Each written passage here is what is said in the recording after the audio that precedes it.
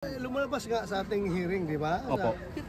Sabi mismo ng mga former rebels na nag-surrender na talagang kasama yan si Raul Manuel sa pagre-recruit nila ng mga estudyante para pumasok sa underground at pumunta sa bundok, sumali sa NPA. We will be true to ourselves and we will stand for what is right. Yun lang ang sa amin yun. Bahala na ang taong bayan kung anong gusto nila. Kung gusto naman nanatili kami, then salamat. Kung ayaw na nila sa amin, then salamat pa rin. At magkapapahinga na ako. Mag-aalaga lang ako ng mga apo ko kung hindi lang ako papanalunin. Uwi lang ako ng Davao at mag-aalaga ng mga apo.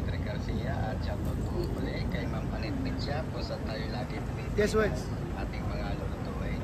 Pumili po tayo ng buntot ng baka at yan po ang gagamitin natin sa ating recipe na sinampalugaw. Buntot ng baka. Nakakataba ng puso. Nakakataba ng puso. Makita mo yung mga comments sa social media. Halata naman talaga na totoong tao yan, ha, mga nagko-comment, hindi yan mga bots, ano yan, robot o mga troll. Totoong tao talaga, may mukha. Pag i-open mo yung kwan, yung kanyang profile, talagang totoong tao. Unlike doon sa mga nagko-comment laban sa amin na puro halatang mga troll. Meron mang rin mga totoong tao iba, pero karamihan talaga troll. So nakakataba ng puso yung reaksyon ng taong bayan sa mga pangyayari sa atin ngayon.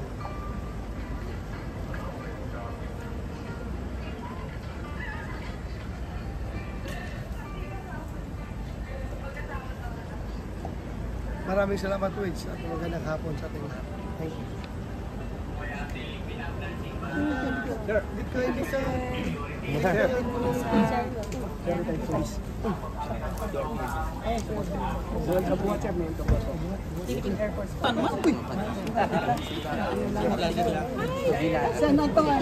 Sedi. Nagkita na kami. Senator Pasingit, pag-grupi lang tayong tatlo. Ikaw kumuha. Sige, ikaw na kumuha. Sige. Senator,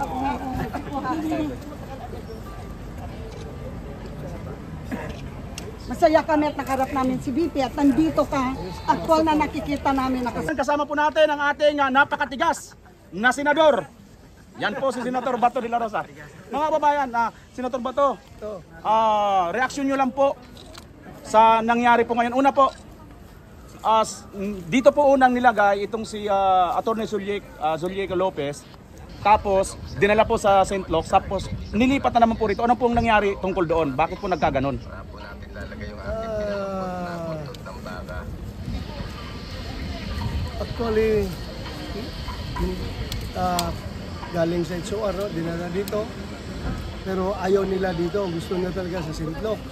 So pagdating sa St. Luke's, ewan ko, ano nangyari doon, ang doktor doon, discharge kagad siya kahit na lupay-pay, hindi makagalaw, no? Immobilize yung buong katawan, discharge kagad siya. I don't know kung may tumawag sa St. Luke na i-discharge ninyo yan. With that kind of medical condition that she was in, dapat hayaan mo na siya doon sa hospital, di ba? I-discharge kagad siya. Pero with the corresponding order din naman coming from the House of Representatives na dito siya i-admit sa veterans. So, mabuti na kumbinsi natin na magpadala dito. So, nadala natin dito. Yun nga, with the condition rin na magpadala, sasama siya dito. Basta andyan kami dalawa ni Vice President Inday Sara, hindi kami siya iwan. Dahil na-traumatize talaga siya kagabi sa pangyayari. Na ating gabi, pilit siyang ililipat doon sa Women's Correctional. So, matakot na traumatized talaga na gusto. Senator Bato, wala bang nilalabag yung ginawa nilang kautusan na hindi pa naman po convicted criminal itong si Atty. Lopez, dadalhin na po sa Women's Correctional? So far, pag-aralan natin kung is it unlawful or illegal yung ginawa nila, pero hindi ko rin masabi right now. Check ko muna, pero definitely unreasonable, unjustified para sa akin. Bakit mo dadalhin yung isang cited in contempt lang tao sa lugar ng mga convicted criminals. Di ba? Yes. Eh, hindi wala pa siyang kaso. Yes. Hindi pa siya napailan ng kaso, hindi pa siya na-try. Eh bakit parang tinitreat mo kagad na convict siya? Padala mo doon. Di ba? So yan ang malaking sabi ko na very unreasonable, very unjustified. Bakit gano'n? Senador, Oh. masasabi po ba natin na sa kasalukuyang sitwasyon po ba natin na ito ay pakikipagbanggaan sa executive? Banggaan ba o utos ng executive? So, utos. Ano kaya? Oh. Utos po ito. Banggaan ba o utos? Laruin natin yan. Kung may banggaan, may crisis. Yes. Pero kung walang banggaan, anong sitwasyon yan? Utos po. Merong conspiracy. What?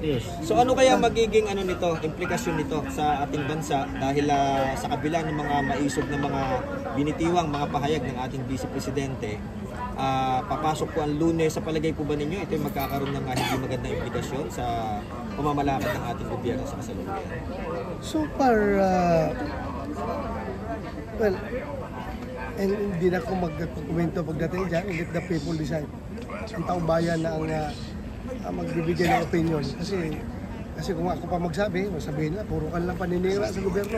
Porque nasasaktan kayo ngayon, puro ka lang paninira. Ang taong bayan na bahala Actually sir, last question. mag-assess. Oh. Last question. Masasabi po ba natin na ito ay paninira, sirang-sira naman po sila? Ay, ang hirap. Ang hirap. Kasi sirang-sira na, ayaw sa hair follicle drug test, di sirang-sira sila, di ba? Ay, ang hirap talaga.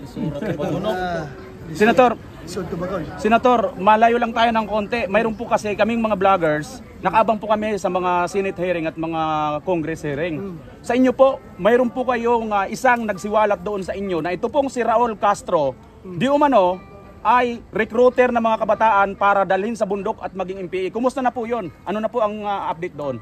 Raul Manuel. Raul Manuel pala. Raul Castro pinagsama. Parehas naman po yata yun, sir.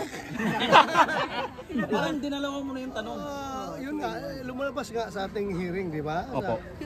Sabi mismo ng mga former rebels na nag-surrender na talagang kasama yan si Raul Manuel sa pagre-recruit nila ng mga estudyante para pumasok sa underground at pumunta sa bundok, sumali sa NPA. So very clear, kasama niya mismo, kasama niya sa UP. Kasama sa UP kahit na may denial na ba si Raul Manuel tungkol diyan? Walang denial, di ba? So, walang denial, totoo Ang yung sabi sinasabi. parang nimtaging lang daw. Oh, nimtaging may... So ano pong doon, update doon? Itutuloy niyo ba? Ipapatawag niyo po ba siya? Ipupurso niyo po ba? There's no use calling him. Kung sila sa House of Representatives, they do not respect the tradition of interparliamentary courtesy. Kami sa Senado, in-observe namin yan. So, we have to observe that tradition. So, hindi na kailangan sa ipatawag. Senator, magandang hapon po. Napapansin po ng mga kababayan natin na ibang-iba po yung parang po ng pag-iimbestiga nyo po sa Senado kaysa po dito sa Kongreso. Po pwede na po ba natin ireklamo itong Kongreso, yung mga Quadcom dito po sa ating Supreme Court? Kasi magkaiba po kayo ng paraan, sir. Anong reklamo mo yung yes or no? Yes or Ha? Yes or no? Yes or no only? Yes or no only? No explanation, yes or no? Anak ng baka, parang kangaroo court ng NPA, no? Parang kangaroo court ng NPA. Yes or no? Tama, nadali Dito ba? correct, sir. Yes or no? Parang kangaroo court ng NPA kung makatanong, no? Makapagtanong ng police pa naman, police colonel ang tinatanong. Ang mga matagal yan, nag-train ng gusto yan at matagal sa serbisyo. Kung tratuhin mo na gano'n, yes or no? Parang kinangaroo court mo na rin. Senator, bilang isang naging dati pong chief PNP, no? At ito pong mga kamakailang linggo lamang nagpahayag po ang kasalukuyang PNP chief natin na si Marvin, na tila ba sinusuportahan niya po ang paggamit ng droga, no? Dahil sinasabi niya nga na mahaba daw yung oras, no, ng pag-duty, no? Kaya yung paggamit daw ng droga hindi daw pagiging addict. Ano po ang magiging pahayag niyo dito? Nagaling pa mismo sa ating PNP chief na tila ba sinusuportahan po ang paggamit ng pinagbabawal na droga? Ako, naawa lang ako sa ating chief PNP dahil Parang pinipilit niya yung kanya mga pronouncement na magiging music to the ears of the people above him. Parang ganun. Yung mga naratibo niya is trying to appease the powers that be. Yun lang kasi kung sabihin niya, I will hit hard on drugs, I will fight drugs, baka labag sa kalooban ng mga nakakataas sa kanya. So, ako naawa sa kanya. Dahil alam niya yung kanyang mandato, alam niya yung kanyang trabaho, pero pinipilit lang niya na yung kanyang naratibo ay aayon doon sa kagustuhan ng mga tao na nasa taas sa kanya. Ano po ngayon damdamin doon, Senator Bato, na bilang isang dati pong nanungkulan at Chief of Police ng ating bansa, Chief PNP, at ngayon po ang ating pong gobyerno, it seems like parang nakikipanig, nakikiayon po sila, at ayan po nga sa Kongreso napakarami pong mga lining ng mga MPA. Gamitan lang yan eh. Ha? Kung ginagamit nila yung mga komunista para sirain ang mga Duterte, hindi nila alam ang risbak niyan. Gagamitin rin sila ng mga komunista para lalong makapenetrate sa gobyerno yung mga komunista na yan. Gamitan yan eh. Pagpagamit kami sa inyo, para gibain namin yung mga Duterte, gibain namin si Inday Sara, gibain namin mga kalyado ng Duterte, pero may kapalit yan. Pag meron kami isusulong ng mga panukalang batas na pabor sa kaliwa, pabor sa mga komunista, huwag kayong humarang. That's true. Salamat.